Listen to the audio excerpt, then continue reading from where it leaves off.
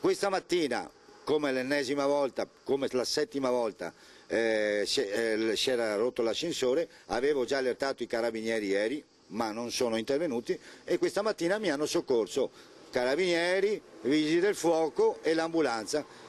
Solo che questa volta non sono stati i vigili del fuoco a portarmi giù, ma bensì l'ambulanza. Non c'è pace per Maurizio Biasutti, disabile 59enne di Spinea, sul suo viso i solchi dell'afflizione. Oggi ha fatto decisamente brutti pensieri, racconta. Costretto a stare su una sedia a rotelle, vive al terzo piano, ma l'ascensore dello stabile è costantemente rotto. Obbligato ad andare dal medico per le diverse patologie che lo affliggono, ovviamente impossibile per lui prendere le scale, a turno a porgergli quella mano di aiuto che diversamente non troverebbe nessun altro, dice, gli uomini delle forze dell'ordine, i vigili del fuoco e il personale del SUEM. Nell'ambulanza mi ha portato giù.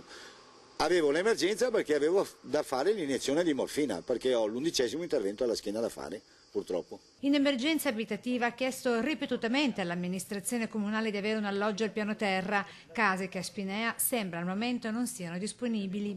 Ma io penso che la migliore soluzione sia quella di aver fatto il bando di edilizia pubblica 2019, che è scaduto proprio 2 giorni fa, e là credo che questa volta mi daranno un alloggio al piano terra, ma il comune di Venezia, perché il comune di Spinea è l'unico comune d'Italia che non ha un alloggio adibito o predisposto o assegnato per i diversamente abili. Basta pensare che avevo una moglie con la sclerosi multipla e mi è morta, povera, mi è morta in un alloggio che aveva anche quello le barriere architettoniche. Maurizio, ex dipendente CTV, sulla sedia a rotelle dopo un incidente in moto, ha già subito 13 interventi alla schiena e ora, in attesa dell'ultimo, allo sconforto unisce la forza della disperazione. Ho un dolore che non riesco neanche più a girarmi dal letto, solo che non pensavo di trovare anche questa mattina l'ascensore rotto, insomma. Non è possibile vivere così, non è possibile.